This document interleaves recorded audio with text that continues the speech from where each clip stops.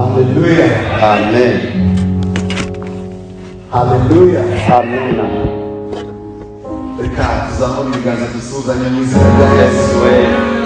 Hallelujah.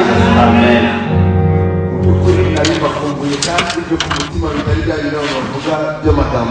Really, I need you from my heart.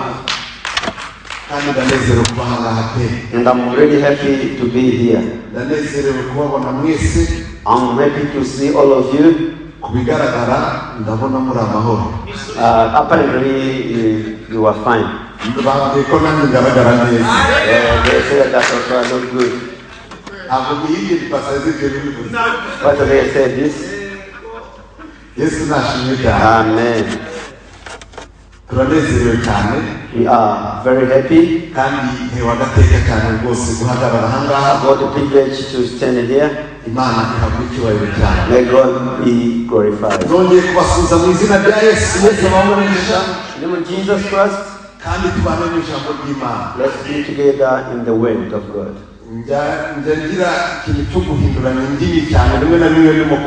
I always exchange language when I'm teaching. We can go together anyway.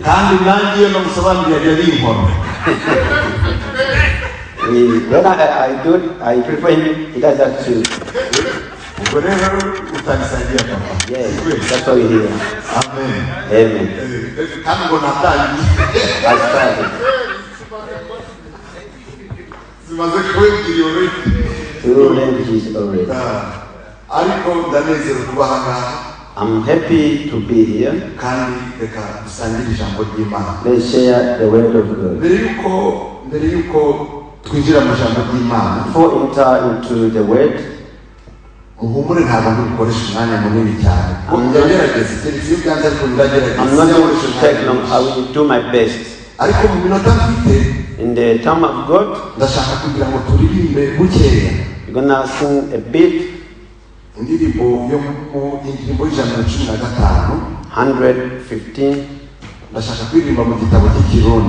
in the Kirundi book. 115.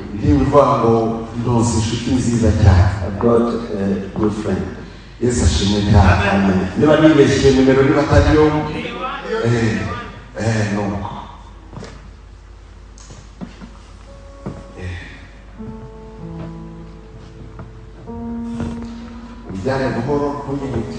Go slowly. We will still meditating. Today I was surprised. From the Sunday school, the word the moderator of our service was saying today, I felt I don't need even to read the scripture.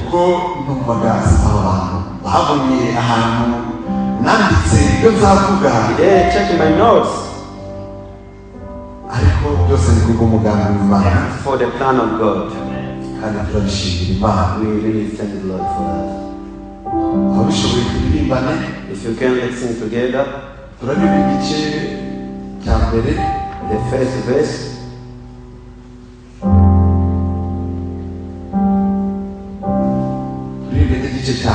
The last verse, so that you can go into the word of God.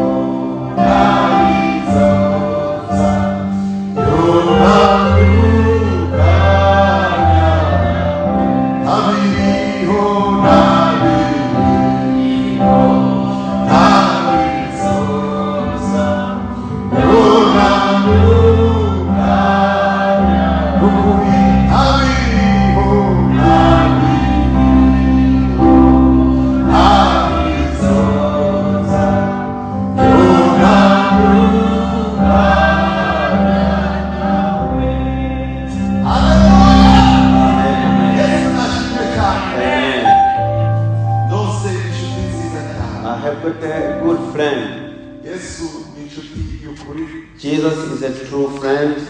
Pawulo aravuga ngo niba turiho ku bwa Kristo. If you live, it's for Christ. Niba turiho ku bwa If you Kristo. live, it's for Christ. Niba turi aha ngaha ni ku bwa Kristo. If you are here, it's for Christ. Yesu nashimwe cyane. Lord Jesus. Niba turiho ku bwa If Kristo. you live, it's for Jesus. Mu yandi magambo duhagarikiwe na Kristo. If you want to live, Yesu nashimwe. amen. Niwe ureko tubaha. He allowed us to be here. Niba rero Kristo ari mu ruhande rwacu. If Christ is on our side, Nta mubisha tugira. no problem. Who can stand against the Lord? Ninde yoturwanya irwa n'Imana. Yesu nashimwe. Amen. Amina. Amen. Twinjire mu ijambo ry'Imana rero. Let's enter so far into the word.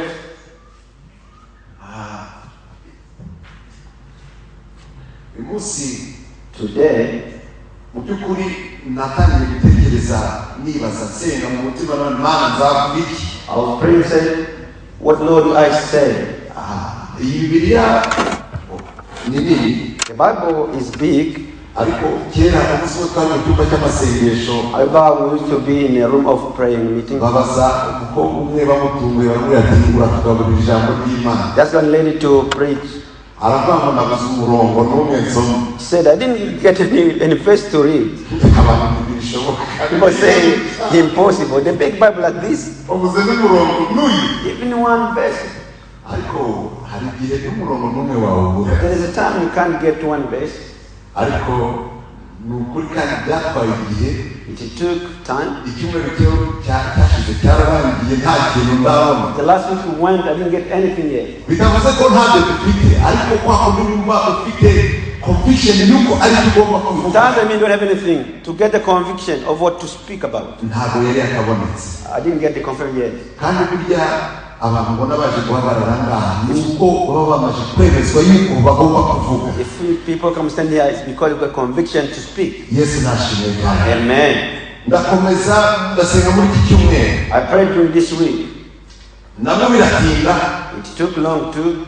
ariko ku munsi w'ejo. However, yesterday, Munsi w'ejo numva ikimenyetso kigiyeho I felt the sun n'umukono ugiyeho and the sea there. ko icyo tugomba kuganira cyabonetse. That something to talk about is there now. Yesu nashimwe cyane. Amen. Ubwo rero hari impamvu. So there is a reason. It's not by accident yuko aribyo tugomba kuganira uyu munsi. So Bimanuka, to get to talk about today, Ndabizera ntashidikanya yuko Imana ikorera muri twebwe. I believe the Lord is working within us. Ifite impamvu tuganira ijambo umunsi There's wa a reason none. so that we can talk about this word today. Reka dufungure Bibiliya zacu Let's open our Bibles. tujye mu butumwa bwiza dusanga mu gitabo cy'Abagalatiya Galatians igice cya 5 chapter 5, n'umurongo wa 22. verse 22. We are speaking about one particular fruit of the Spirit. Tuvuga ku chama kanaka cha mwemye. I believe you've heard so much about the fruits of the Holy Spirit. Ndizera ko mugize kumva ibijyanye n'ibyo bya mwemye. The moment you accepted Jesus as your Lord and Savior, Uko banayakwemera Yesu mwami mukiza wawe, and you proclaimed it and you confessed it with your own mouth that Jesus is Lord ukabisha kuri mwawe ko Yesu ari umwami and Savior, n'umukiza. the day you accept that He died for your sins and resurrected to give you life, Ukemera ko yaje kwa ibyaha byawe hama akaguzura. that day you became a child of God. Uwo munsi wahindutse umwana w'Imana. Hallelujah. Amen. And then the Spirit of God came to live into you Imwemu Imana yaje kuba muri wewe. as the presence of God the Father and the Son in you. Nk'uko kw'Imana, Imana Data na Yesu na Because our God is called Emmanuel, the God within us. Imana yitwa Emmanuel, Imana iri kumwe natwe. As long as His Spirit lives within us, God lives within us. Mugihe mwemu aba muri twebwe, Imana iba muri twebwe. And that is a proof to us every day that we are children of God. Twemeza iminsi yose ko turi abana b'Imana. Hallelujah. Amina. And the Spirit of God does a lot of things in us. mwemo imana akorera byinshi muri twebwe. But one of the things, one of the functions of the Holy Spirit kimwe muri ibyo mwemo murakora is to help us bear these fruits. no kudufasha ngo twame iby'amabiri. That's why they're called the fruits of the Holy Spirit. kiri mu byambo bya mwemwe. And we're finding them in Galatians chapter 5 and verse 22. tubisanga muri Galatiya 5:22. I believe you've heard a lot about them, but we are reading the same verse again. ndizera ko mumaze kubyumva ariko uri mu gusoma kandi. Galatians chapter 5 and verse 22. Galatiya 5:22. If you are there, shout amen. Amen. Amen. Don't say if you're not there yet. Mvuge ngo turashikayo. If you're like me, this Bible is a bit different. But oh yes. Galatians chapter 5 and verse 22. Galatiya 5:22. If you're there, say amen. Amen. I can't hear some people. Harabona ariko ndumva. Are we there? Mutamwashitse. Amen. Amen. Has somebody got a Bible in Swahili? Harufu si Swahili. No one? Okay. And I'll read it in English. Hano wasichongereza. I can also find the Swahili Bible here. But I used it when I was preparing this message. Galatians chapter 5 and verse 22. The Bible tells me, but the fruit of the Spirit is love, joy, peace, patience, kindness, goodness, faithfulness.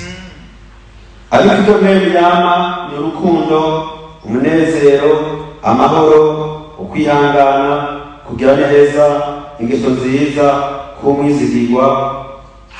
Kumwizigirwa. Thank you so much. That's the right word. Kumwizigirwa. Kuko muri Bibiliya y'Ikinyarwanda ni Kinyarwanda Bible havuga ngo kwizera. They say faith. Kwizera rero no kuba mwizigirwa. Faith and the faithfulness. Bifite ahantu bihuriye. They have an intersection. Yes, because faithfulness means being full of faith. Kumwizigirwa ubuze kwizera. Ariko having faith and being faithful is not exactly the same. Kubana kwizera no kumwizigirwa urumva si jambo rimwe. But the real fruit of the Spirit is called faithfulness. Rero icyama cy'ukwizera ni ukwizigirwa. Kumwizigirwa. Yes, nashimwe cyane. That's the one we're talking about. Icyo tuvuga ko uyu munsi. You know, it starts very sweet. You know, peace, love, joy, and then it gets a bit tough. I don't know why it started this way. But the fruit of the Spirit is love. Love is sweet, isn't it? Everybody loves love. And we use it every day. I love my children. I love my neighbor even when we don't. And then you go to joy. Yes, it's easy to understand. When you see we are all smiling, joy is there. And then peace. Yeah, we thank God because we have peace. And then it goes a little bit tougher. Patience. Patience. This is a real one. Patience.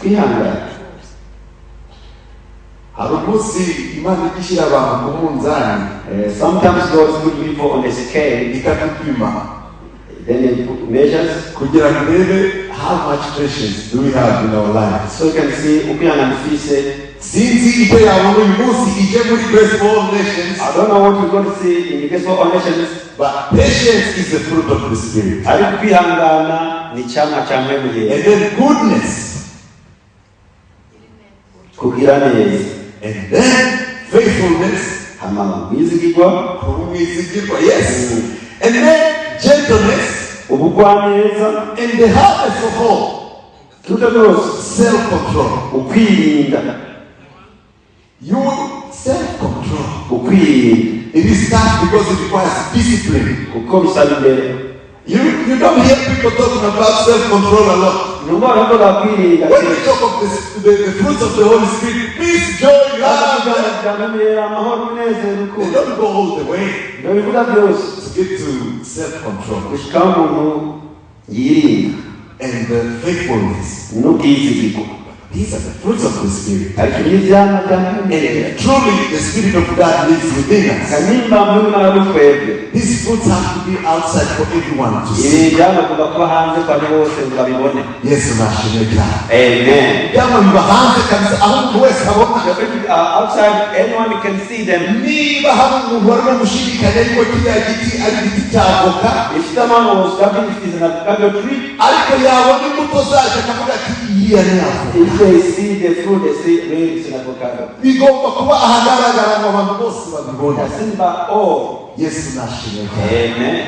Turimo turaganira ku kwizigirwa. We are talking about the faithfulness. Iyo niyo mbuto cyangwa se icyamwa cya mbere turimo kuganira ku munsi wa none. That's the sort of what we're going to talk about today. Faithfulness. Ubwizigirwa. This is a very rare thing these days. Iki ni kenye muri iyi minsi. And it doesn't matter where you look. Aho hafi, Faithfulness is rare. ubwizigirwa burakenewe. Rushaka twahera no mu nzu y'Imana. You can start in the house of God. Among the servants of God. Mu bakozi b'Imana. Nitangiriyeho njye From me personally, Mr. Evangelist. umuvugabutumwa. Are you truly faithful? By'ukuri uri umwizigirwa. Are you faithful to God? Uri umwizigirwa ku Mana. Are you faithful in everything you do? Uri umwizigirwa mu byose ukora.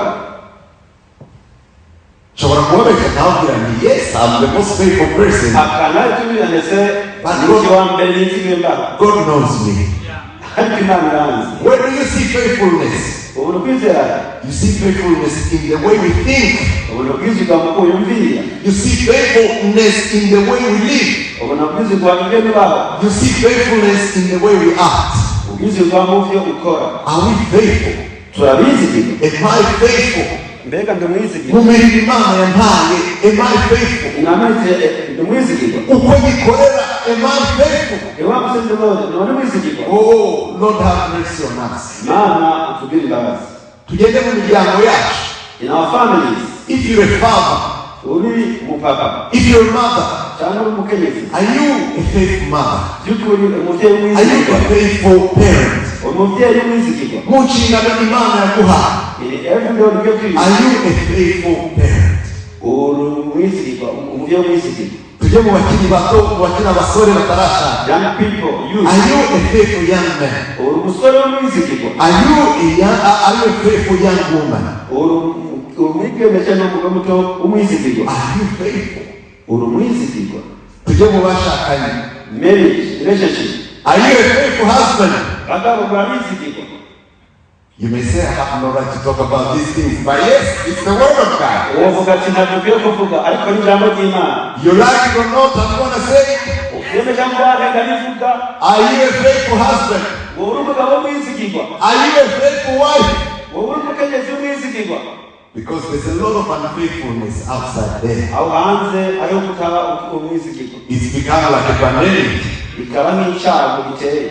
May God have mercy on us. Imana itugirire imbabazi. But faithfulness is a fruit of the Holy Spirit. Ariko ubwizigirwa ni icyamwa cya Mwene. And if truly the Spirit of God lives within us, Kandi by'ukuri niba Mwene yaba mutweye. people have to be able to see it from outside. Abantu bazayibona hanze. That we are true witnesses of Christ through faithfulness. Ubuzima bwa Kristo biciye mu bwizigirwa. Yes, nashimye cyane. Amen. Yesu umunsi umwe abantu baraza bamuzaho ari benshi. One day the crowd came to Jesus. Nuko bategereje kumva icyo avuga. Waiting for him to say something. Arangije arababwira ngo ibisarurwa ni byinshi. After all said the harvest, the crops. Ibisarurwa birakunze biragwiriye ni byinshi. The crops are many. Ariko abakozi ni bake. However, the servants of the harvest are few. Musenge kugira ngo nyir'umurimo Pray so that the master yongere abakozi. can increase the number of the servants. Ariko abakozi ashaka n'abandi. Who are the servants looking Twese for? dushobora kuvuga ngo turi abakozi. We can say that we are all servants. Ariko abakozi Yesu ashaka ni bande? Who are the servants looking for? The servants he wants, they are the faithful ones. It's very easy for everybody to claim they are serving. They are serving. How many can claim that they are faithful servants? How many can say that? And that's what Jesus is looking for. God is a spirit. And those who worship him have to worship him in truth and in the spirit. In the spirit and in the truth. In other words, in faithfulness. It's national. Amen. From the heart, and that's where faithfulness is. In your heart, in your thoughts. Let's read the word of God. Let's go to Matthew 25 and verse 21.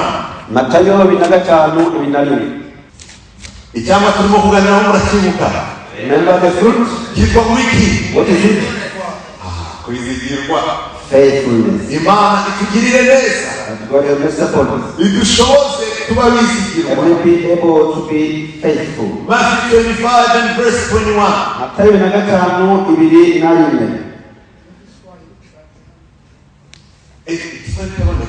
You got to study the Bible?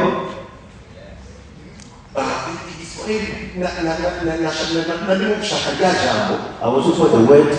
Read the Galatians 5:22. We still have what they said in Swahili. Galatians 5:22. Hear how the Swahili Bible they say.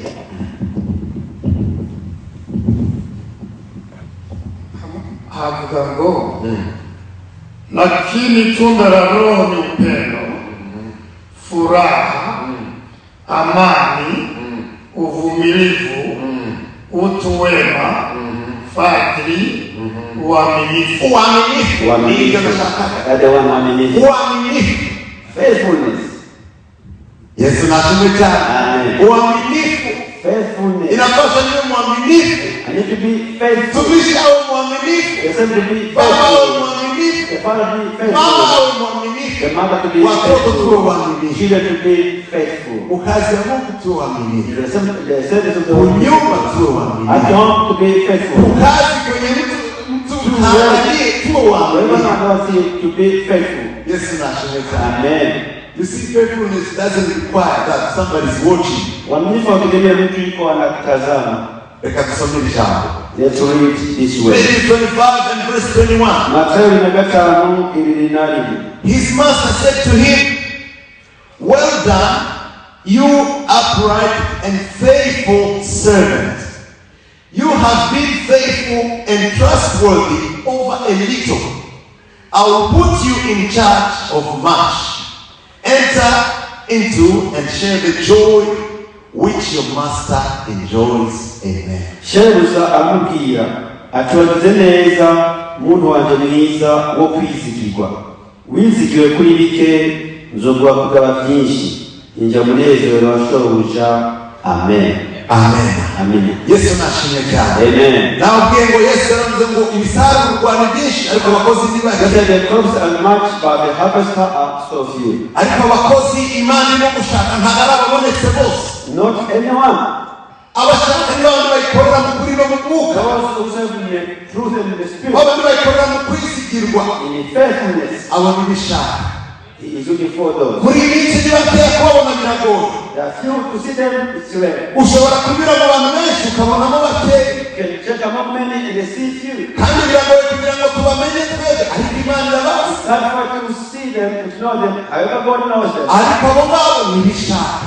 Those that are the ones who are looking for. Kuko aya magambo Yesu yivugiye. These are the way Jesus himself said. Ubwami bw'Imana bugereranywa n'umuntu w'umutunzi wari ufite inzu ye n'ubutunzi bwe. The kingdom of God like a rich person. Agambirira yaragiye muri holiday. Yaragiye mu migambi He go to holiday. ariko ngo yagiye mu kindi gihugu. He went in another country. Aribuka.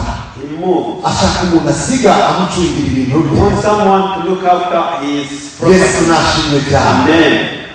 warangije gufata ubwo italanto After that, he took the talent. eshanu wazibitse umwe, After he took one servant, afata ebyiri azibitse undi, two, another servant, afata ine ayibitse undi, another one, two, another. arangije aragenda. And therefore, he went. abasigira ibyo bintu arangije aragenda. He gave them the igihe kigeze ngo aragaruka, In due time, he came back.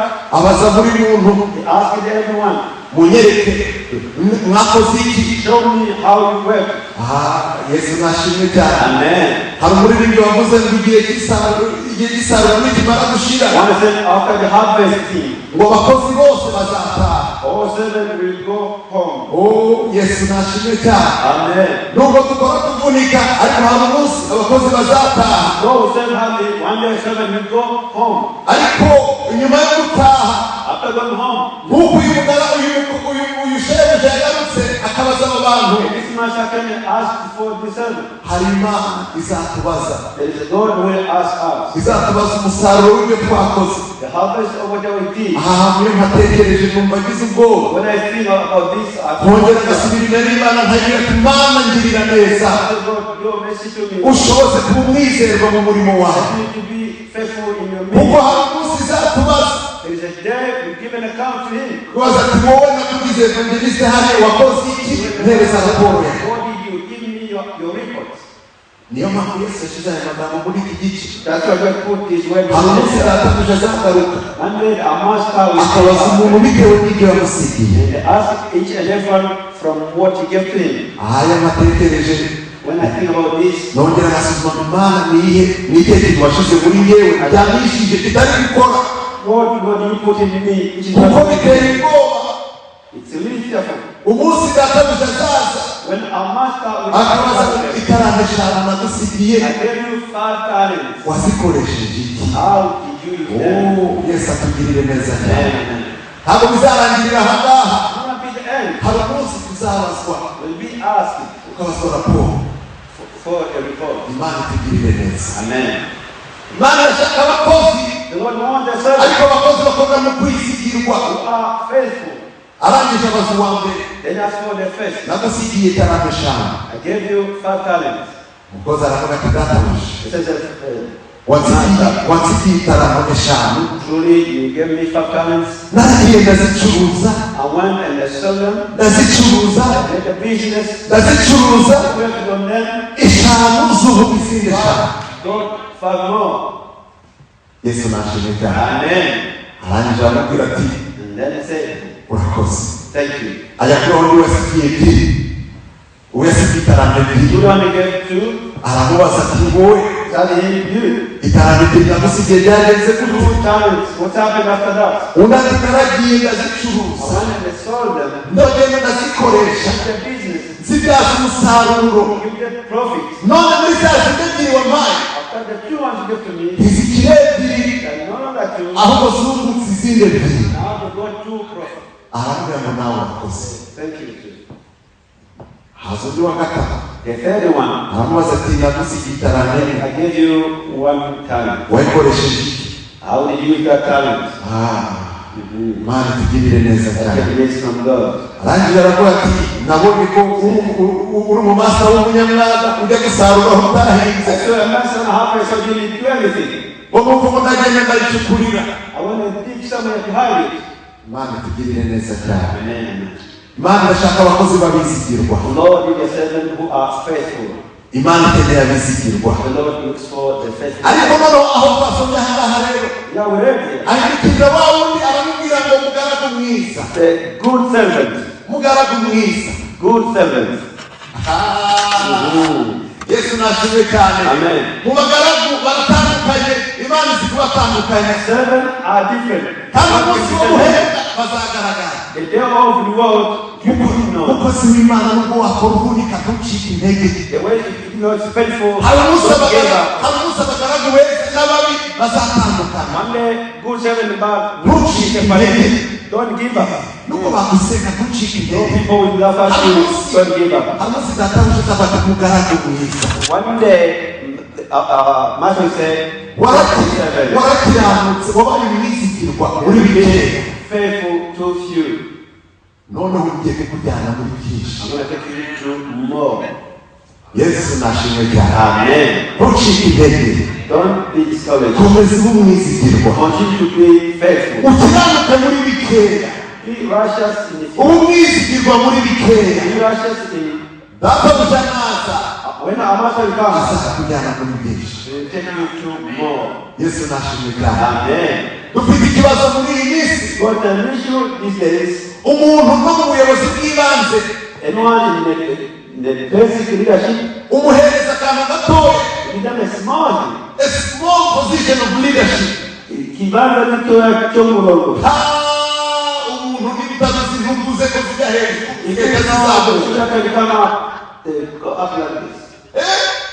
Umuntu ukagira umwanya ukagira ngo yariyongereye uburebure. A small position of leadership. Mu miryango, if God blesses the family, ikabahereza ubutunzi kandi cyangwa umuntu agahindura ingendo pe kandi urakunda. Agahindura urupavuga icyongereza ukubahajemo za so niyo nta n'ikimaze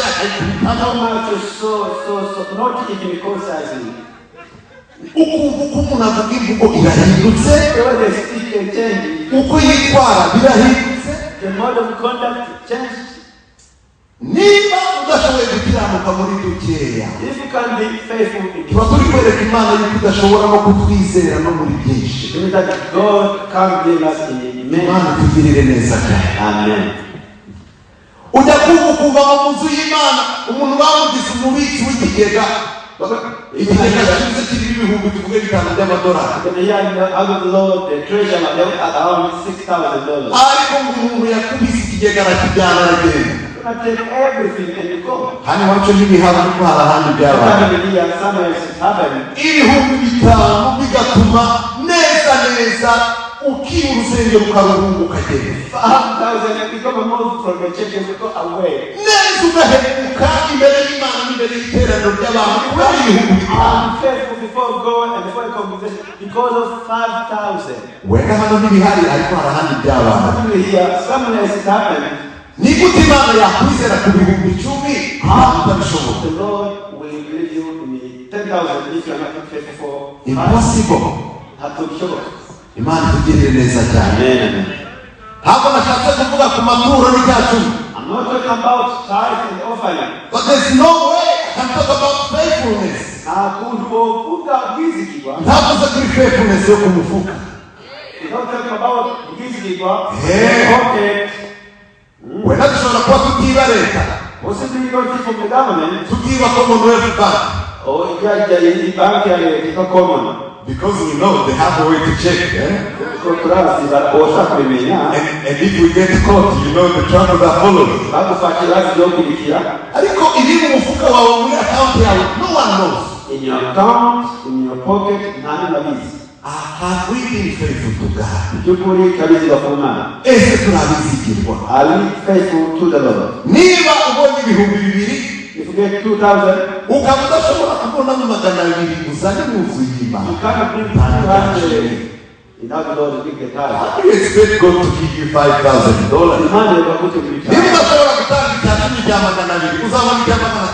If you people come and give the tithe of 200,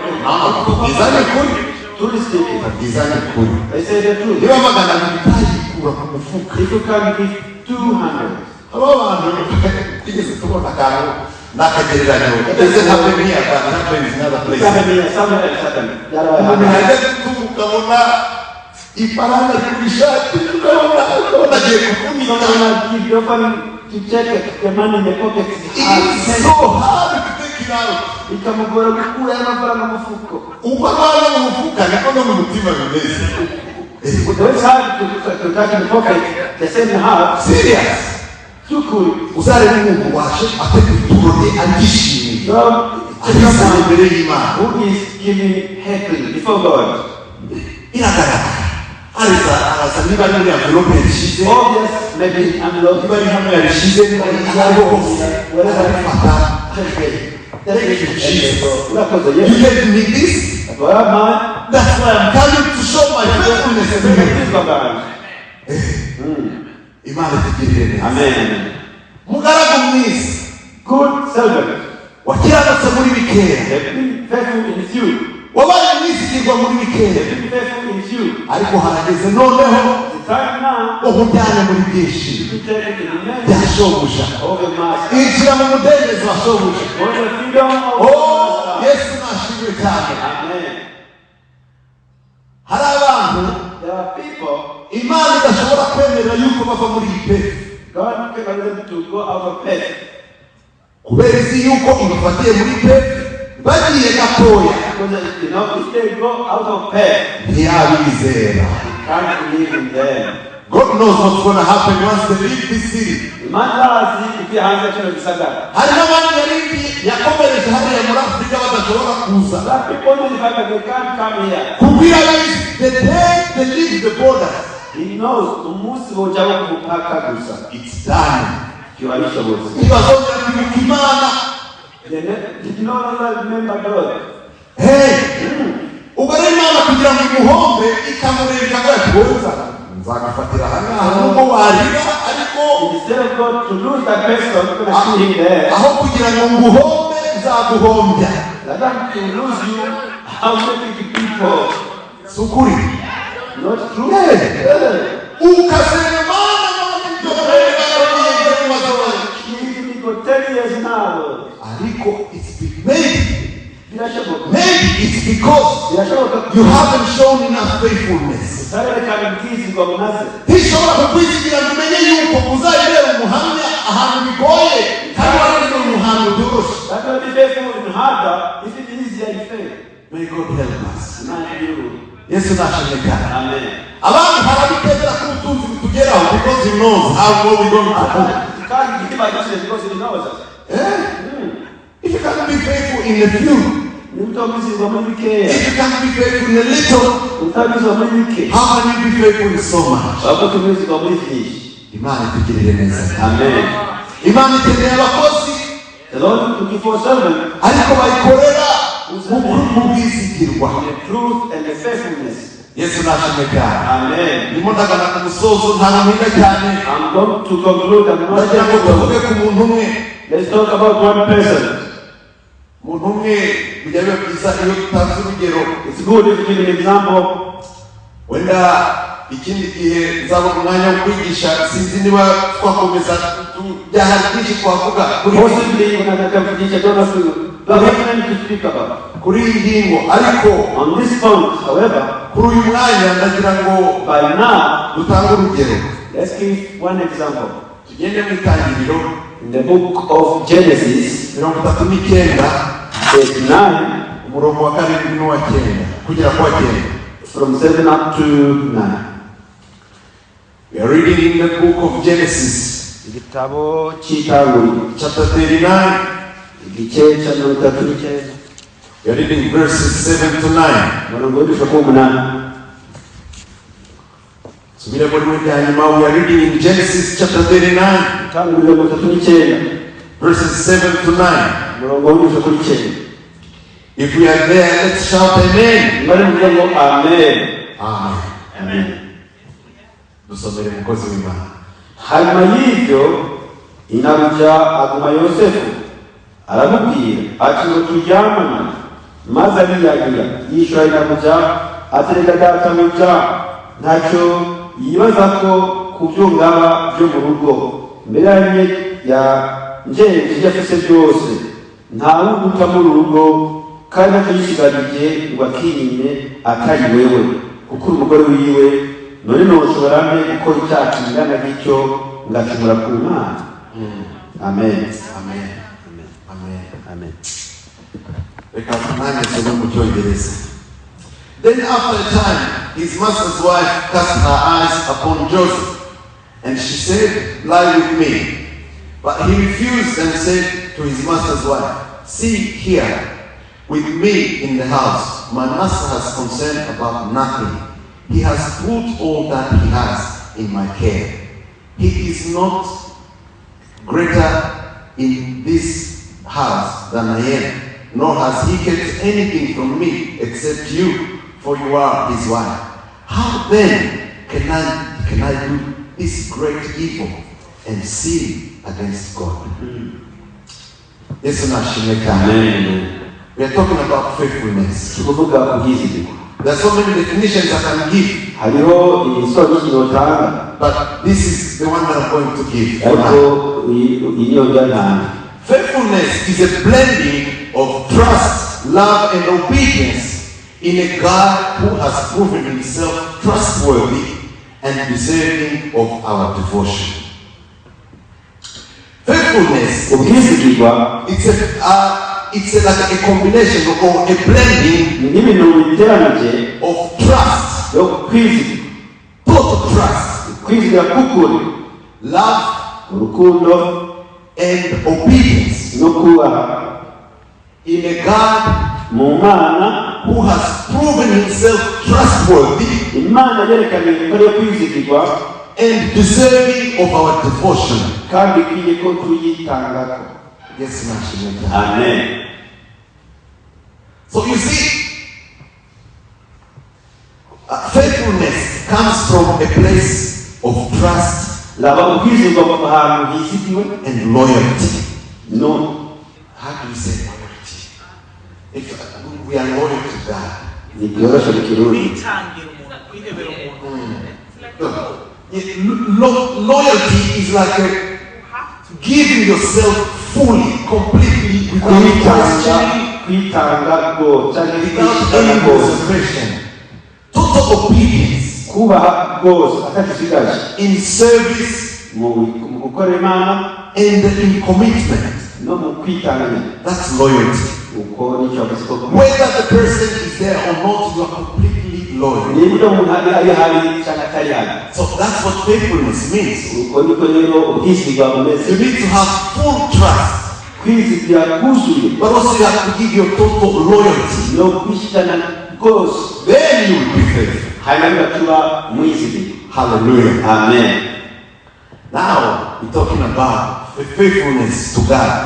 God himself is faithful. Niko tuvuga ubwizigirwa ku Mana. Imana ubwayo ni umwizigirwa. There's no hesitation about that. icyo ntawe gikekeranyako.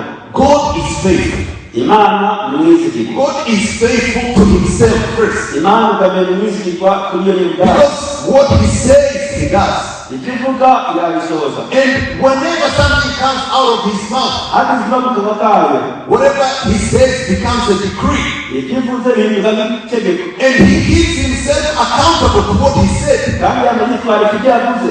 If you don't believe me, I'll give you a proof of this. utanyizeye nuva akarorero. In the times of creation, mu gihe yarema, God created everything and he saw that everything was beautiful. Imana n'ibintu byose ubona ko ari byiza. But in the end he said, let us create a man umwera ashakaga ngo reka tureme umuntu in our image.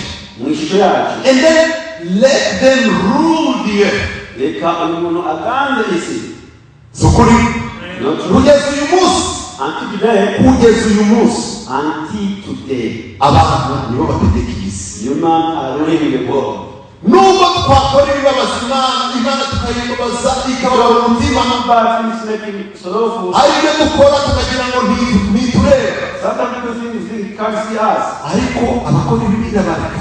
He's living those Kubera yavuze ngo tureke umuntu atwara isi. let the human being to rule over the world. Umunsi yavuze ngo isi tuyihaye abantu bayitware, ngo byanditse nk'itegeko. They say we're giving the air to the human being, it became a decree. Iyo bashaka kugira ngo ivuge ati aba bantu nabaremye nzi ko bazanyubaha ariko ntibatanze kunyubaha, ntabwo rero ntabwo bazongera gutwara isi. It's easier to say, let them so that they obey me, because they're making me they carry over the world. But God is faithful to his word. Imana ni mwizigirwa mu ijambo ryayo. Whatever he says happens. Icyavuga kimwe cyose kiraba. And he gives himself accountable to what he says. kandi ni umwizigirwa ku And byo what he tuvuga. does. Ni So ibyo we can never question him. rero niko bibaza kibazo. God is faithful to us. Imana ni umwizigirwa ku What he byo promised to us, he does. ibyo ikwemerera irabishitsa, and he has proven it so many times. kandi akerekanye kenshi gashoboka. Murahantu bava Imana namubeshya kuko No Imana one can say that God is a liar. harabagiye amuzabagira neza abenshi tubiba mu munsi. He said that I took to you now within a minute. He is faithful. No mwizigirwa. Niba ufite icyo wayirenganya ukivuga uyu munsi ariko Imana If you have something, ntacyo wayirenganya. God, Uvuga intege nke zawe, uvuga ukuntu wananiwe kuguma mu masezerano. God abandon weakness to stay in the promise. However, God is faithful. God is faithful. Amen. So we cannot question him. Rero nitweraga ko byinshi. How about us? Kuri twebwe naho, Are we faithful? twaba turabizigirwa. Do we have full trust in him? Turafise kwizera k'ukuri kuzuye. Do we fully trust in his word? By'ukuri turizigira ijambo ryayo. Do we have our loyalty to him? By'ukuri twarayishikanye ko cyane. Do we serve him in faithfulness? Tuba twikorera mu bwizigwa bwose. Umugabo witwa Yosefu, Therefore, Joseph, unyihanganira nongeye kurangirizaho ntabwo mpinga. I finish at this person. I will not take long. Umukoresheje nk'urugero kugira ngo nereke ukuntu Imana, why do we have to be faithful to God? I use an example to tell you quickly what is your command. First of all, that's the standard. He said he requires us to be faithful because he himself is faithful. Ikindi kandi, Number two, we are faithful because God rewards those who are faithful to him.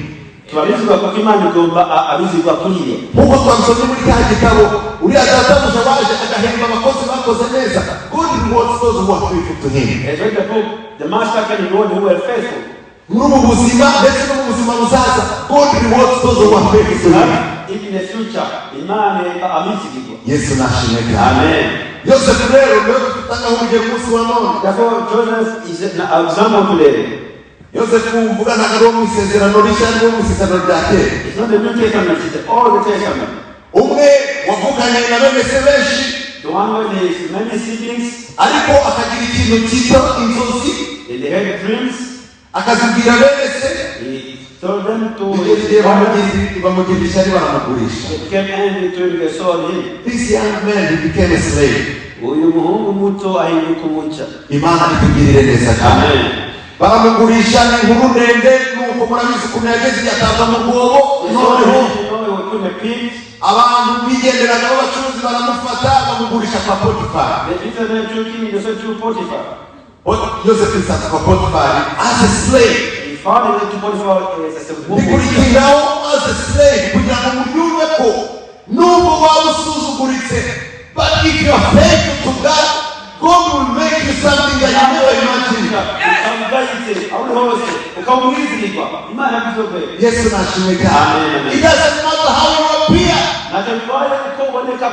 It doesn't matter how you look in front of people. If you are a faithful servant, God will take you to places you never imagined. Hallelujah. Amen. God is faithful. Hari imigisha myinshi twifungira because we can't be faithful. There are blessings of us we block because he's about to give us small things to see how we're going to react in them. And then we make a mess of everything. And he can't trust in us because we don't show enough faithfulness. But make a decision today to be faithful to him. And you will see how he will show his faithfulness to you. Hallelujah. Amen. Joseph, he went as a slave. Joseph went Gumucha. And then he was sold as a slave. Noneho Yosefu mu rugo kubera ko muri we harimo Imana. Therefore in him, because he had God in him, Yosefu akomeza kumwizigirwa. he went on by becoming faithful. He showed that he was trustworthy. He showed that he was dependable. He showed that he was reliable. And Potiphar was watching. And then it became a time that Potiphar started thinking, changing his way, and he looks at Joseph. said this young man, I brought him here as a slave. ati umusore namuzanye nk'umuja But he behaves differently to other slaves. ariko yitwara atandukanye n'abandi This baja. young man is trustworthy. uyu musore umwizigirwa, This young man is dependable. uyu musore umuntu yomwizigira by'ukuri. But because his faithfulness to God, kuko ari mwizigirwa ku Mana, everything he touched icyo yakorako cyose became blessed. cyakagereka. From the very day he said he's speaking to Potiphar's house, kuko umunsi n'ikirenge mu nzu ya Potifa, everything started multiplying. ibintu byose byaragwirikanye. That's what God does to those who are faithful to Him. icyo Imana ikorera abizigirwa kuri yo. Hallelujah. Amen. If we are faithful to Him, niba atabizigirwa kuri yo, you will not have to worry about your safety because He will take care of you. ntizokwiganya kuko izokwitwararika. You will not have to worry about how you will live because He will take care of that. uzokwiganya kuko Imana izomenya He neza. rewards those who are faithful to Him. Imana ihigero abizigirwa kuri yo. No. Bijya n'igihe Potifari akajya kujya mwegurira dukeye. Kamwe ati uyu munsi ni wowe uze kureba abantu bari buze guserva ku meza. Joseph gonna check out those who give sex to the table. Joseph akabikora perfectly. Joseph did it neza cyane. Potiphar was watching me akakubita uti. Potiphar akaraba akashaka vrema. Ubutaha ikutsini in charge of shopping. Next time uzoja gusuma. Akamuhereza amafaranga akakwata let's see if azakuraho tukyaga kubita. Gonna take some. Joseph akagenda niba harasigaye akayatanga. Joseph went and buy things and then akamwizigirwa mu byo akora byose. every day. And Potiphar was noticing. Potiphar akariona. Akandika. In the Lord down.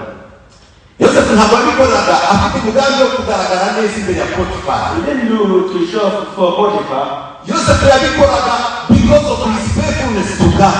He did it ukagomba kubizigwa imbere y'Imana. Iyo Mana yamenye kuva kera kiri muto akiri iwabo iyo niyo yubaha. The guy knew and this was in their country. Akavuga ati Potiphar yaba ndeba atandeba I will be faithful to God. Whether Potiphar is watching you or not, nzomwizigwa ku Mana. Yesu nashimwe cyane. Amen.